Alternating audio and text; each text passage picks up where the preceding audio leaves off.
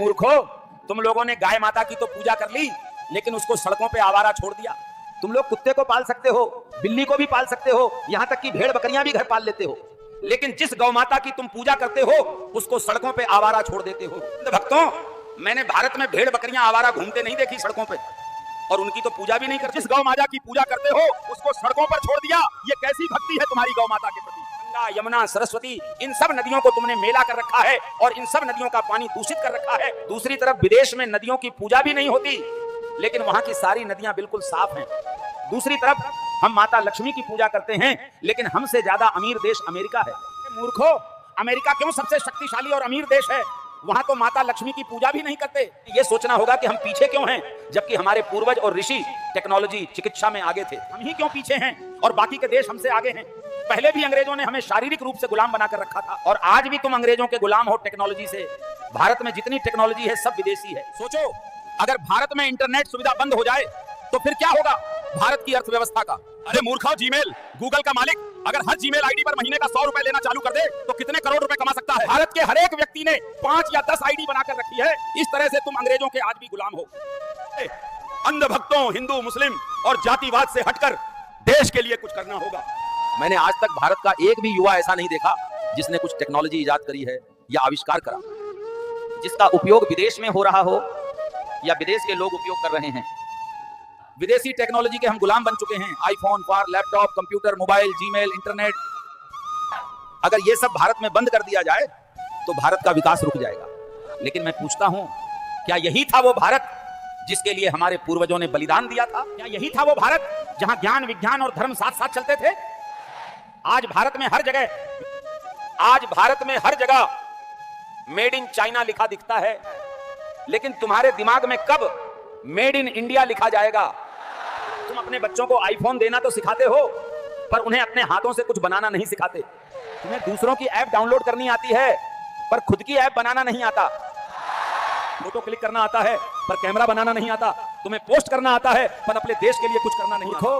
ये वही देश है जिसने शून्य खोजा, जहां आर्यभट्ट पैदा हुए, जहां सुश्रुत ने शल्य चिकित्सा की नींव रखी, जहां चाणक्य ने राजनीति की परिभाषा दी, और आज उसी देश में लोग जो रील्स बना रहे हैं। शास्त्र याद नहीं, पर इंस्टाग्राम के ट्रेंड याद हैं। तुम्हें भगवत गीता के श्लोक नहीं आते, मीम्स की लाइनें जरूर याद रहती हैं। ये आधुनिक गुलामी नहीं तो क्या है? हर त्योहार पर विदेशी चीजें खरीदते हो, दिवाली पर चाइनीज लाइट्स जलाते हो, रक्षाबंधन पर विदेशी राखी बांधते हो, फिर कहते हो भारत माँ की जय। अरे भारत माँ की जय बोलने से पहले भारत माँ की चीजें तो उपयोग करो। मूर्खो, ये वो देश है जहां मिट्टी में भी चमत्कार है, जहां एक बीज डाल दो तो पेड़ उग जाता है। यहाँ के लोगों में अब मेहनत का बीज नहीं बचा। सबको जल्दी अमीर बनना है, पर कोई ये नहीं पूछता कि देश अमीर कैसे बनेगा।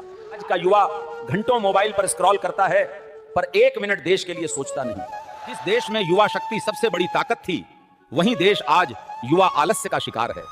तुम्हें क्रिकेट में कोहली चाहिए, फिल्मों में शाहरुख चाहिए, पर विज्ञान में तुम्हें कोई चाहिए ही नहीं। वहां मेहनत लगती है, वहां नाम नहीं तुरंत मिलता। और सबसे बड़ी विडंबना क्या है जानते हो? आज का भारतीय युवा फॉलो तो किसी विदेशी को करता है, पर प्रेरणा अपने देश के वीरों से नहीं लेता।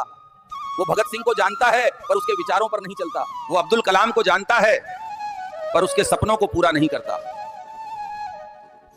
तुम्हें अपने देश की नदियों में आस्था तो है, पर उन्हें साफ रखने का संस्कार नहीं। तुम्हें मंदिरों में दीपक जलाना आता है, पर समाज में रोशनी फैलाना नहीं आता। अरे भारत, तू सो क्यों गया है? तेरे पास ज्ञान है, पर तू आलसी हो गया है। तेरे पास शक्ति है, पर तू दिशाहीन हो गया है। तेरे पास संस्कृति है, पर तू भ्रमित हो गया है। अब वक्त है जागने का। भक्ति तभी सार्थक है जब उसमें कर्म भी हो। पूजा तभी पवित्र है जब उसमें सुधार भी हो। अगर गाय माँ की पूजा करनी है तो उसे भूखा मत रहने दो। अगर गंगा को माँ मानते हो तो उसे गंदा मत होने दो। अगर देश को माँ कहते हो तो उसके लिए कुछ करके दिखाओ। देशभक्ति सिर्फ गाना नहीं, देशभक्ति एक जिम्मेदारी है, और ये जिम्मेदारी हर उस हाथ पे है जो फोन पकड़े बैठा है पर सोचता नहीं। इसलिए उठो भारत, अब और नहीं। अपने बच्चों को केवल पढ़ाओ मत, उन्हें सोचने सिखाओ। अपने घरों में केवल पूजा मत करो, कर्म भी जोड़ो। और याद रखो, देश तभी बदलेगा जब सोच बदलेगी, और सोच तभी बदलेगी जब तुम खुद बदलोगे। अपने बच्चों को केवल पढ़ाओ मत, उन्हें सोचने सिखाओ। अपने घरों में केवल पूजा मत करो, कर्म भी जोड़ो। मेरी वाणी समझ में आई है तो विचार जरूर करना। देश का भला हो। सीताराम।